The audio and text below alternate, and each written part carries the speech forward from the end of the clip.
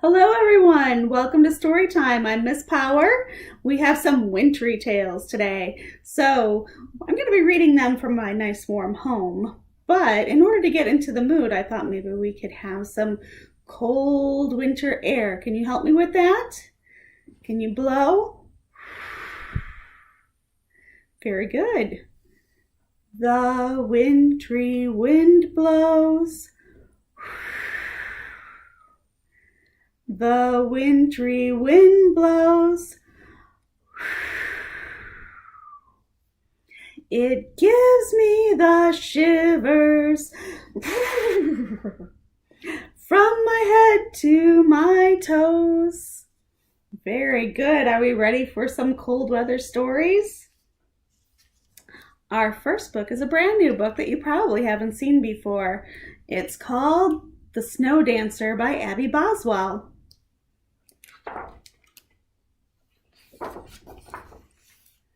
The Snow Dancer. Sophia was asleep when the snowflakes came. All through the night they fell, frosting the rooftops, fluffing the sidewalks, laying fuzzy hats on the fire hydrants. Doesn't that look pretty? It also looks a little pretty cold. When Sophia woke up, she flew to the window. "Snow day?" she asked. "Snow day," she said. "Snow day," she cheered. Her voice hung in the still air. No buses squealed, no cars honked, no neighbors shouted. Her city and all its sounds had disappeared.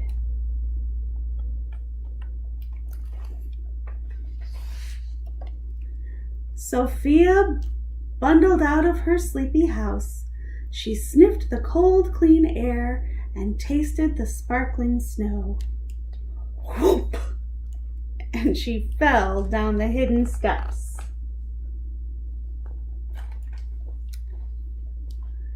Crunch, crunch, crunch, crunch. She hopscotched down the invisible sidewalk.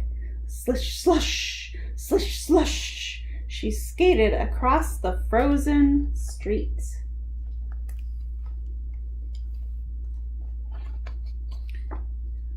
She slid to a stop at the top of the park.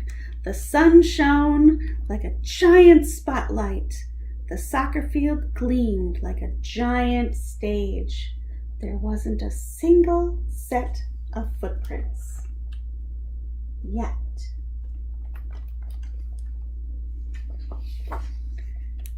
Sophia leaped, she twirled, she made patterns with her footprints. Crunch, crunch, crunch, crunch. She drew lines with her shuffles. Slish, sloosh, slish, sloosh. She danced a whole ballet into the silence. Until children appeared at the top of the hill.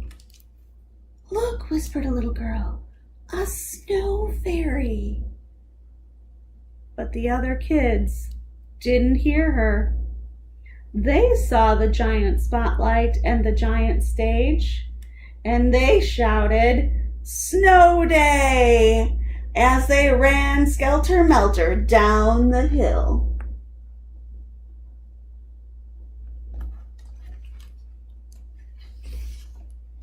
"Stop!" Sophia said. "Wait! Listen!" But the kids didn't stop. They were too busy running and jumping, laughing and yelling, pushing and falling, scattered all over Sophia's beautiful silence.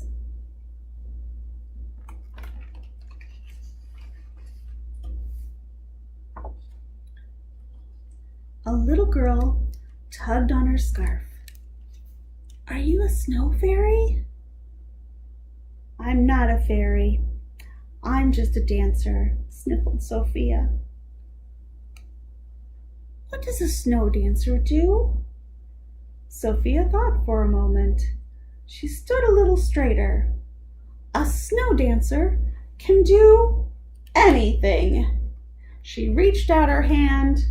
I'll show you.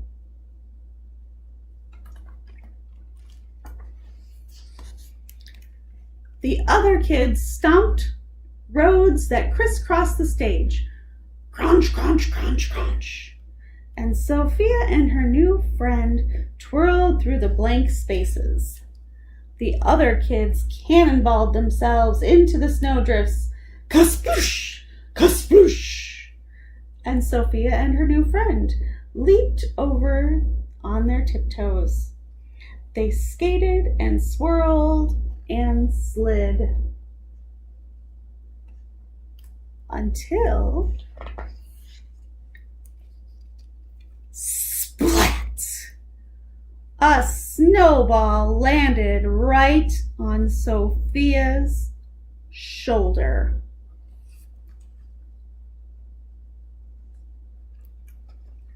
The kids froze. A silence fell over the park. The snow dancer looked at her sidekick.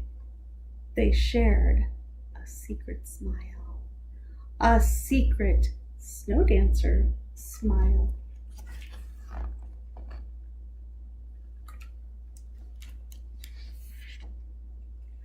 Snowball fight! Sophia shouted. Sploosh, sploosh, sploosh, sploosh, sploosh, whoosh, whomp.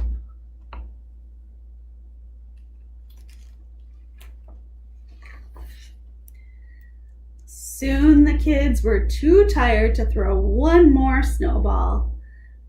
They lay scattered in the snow and listened to the sounds of moving cars coming closer. The snow plows pulled out. Screech, screech, scrape. The buses started their engines. Huff, huff, hurroom.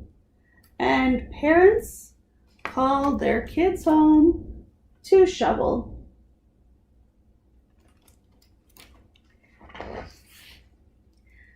Sophia spread her arms and gave her new friend a grand curtsy. The girl curtsied back.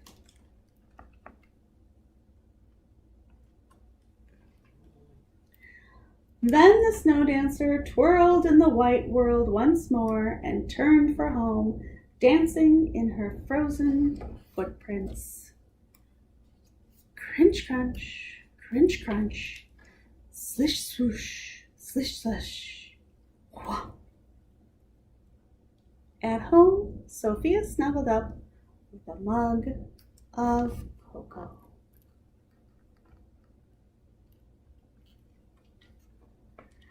Sniffle, sniffle, sigh. Outside, the world sparkled and glistened. Snow day, Sophia whispered.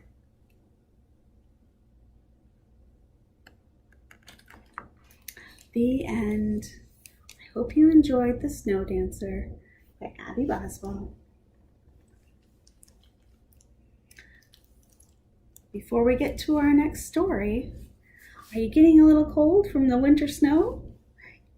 These stories can sometimes have an effect on the way we feel. And right now, I'm feeling a little chilly, so let's get our mittens out. Can you get a mitten for your hand? Show me your hands. Thumb in the thumb place, fingers all together. This is the song we sing in mitten weather. Very good.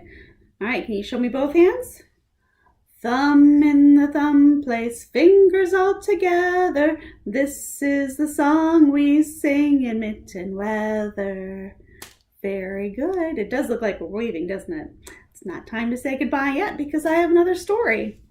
This one is called A Fox Found a Box. And it's by Jed Adamson.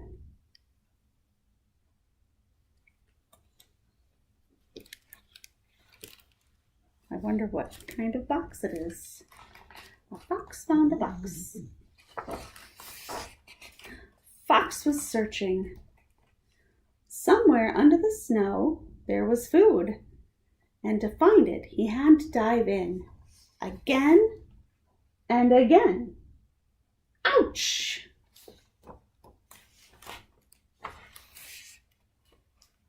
This didn't look like food. But what was it?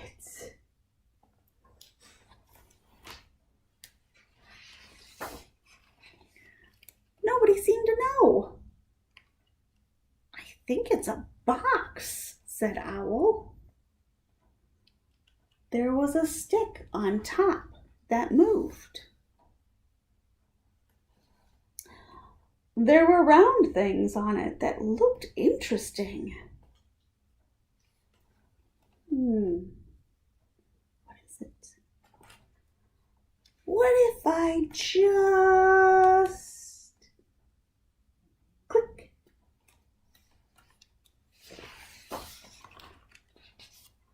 The box is singing, chirped the birds. Did you guess what that box is? The animals began to swish their tails, flap their wings, and move their feet. It felt nice.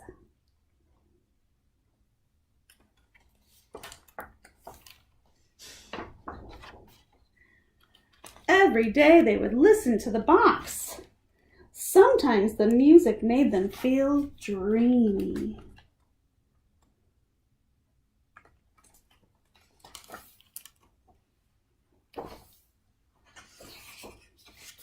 Sometimes it made them feel sort of sad. Have you ever listened to music that makes you feel a little sad? Sometimes. Sometimes it made them want to rock out. Ever hear the music and want to dance? I bet you have. Every night the box's music filled the forest.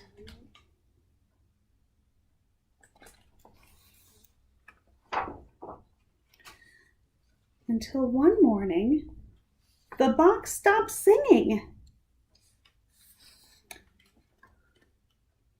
The animals poked it. Fox tried burying it and digging it up. He thought that maybe the box was too cold. Fox tried warming it up. Do you think that'll work? But nothing would make that box sing again. Oh, no. Did the animals look happy? No. They look pretty sad not to have their music.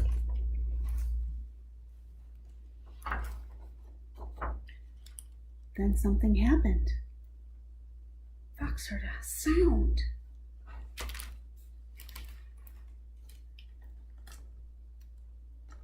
It went drip, drop, drip, drop.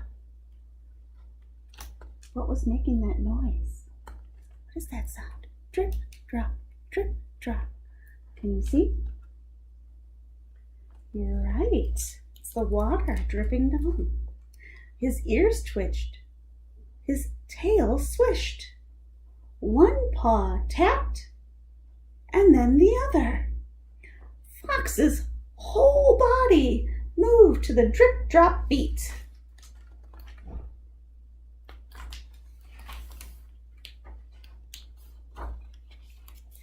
Now the other animals heard the forest too. The whoosh, whoosh of the wind, the chitter-chatter of geese, the crunch-crunch of snow underfoot, and the gurgle-gurgle of the river.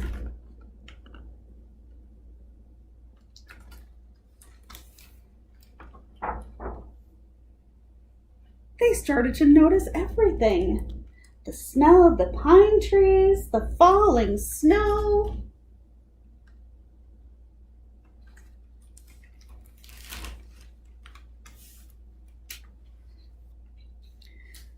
the beautiful view.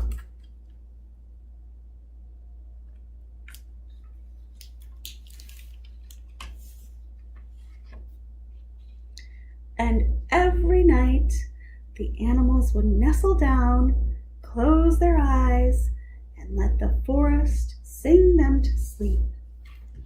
It felt nice.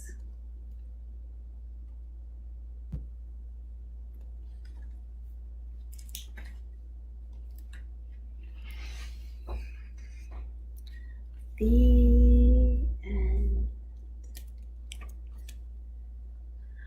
That's the end of A Fox Found a Box. All right, that's the end of my stories for today. It's time to go outside and see what I can find. Maybe there'll be some snow. Maybe it'll be very chilly and make me shiver. Maybe I'll hear some birds chirping or the wind blowing. I don't know. What are some of the beautiful things that you've seen outside? Feel free to leave a comment if you'd like. We'd love to hear from you. Until we see you again. Bye everyone. Stay safe.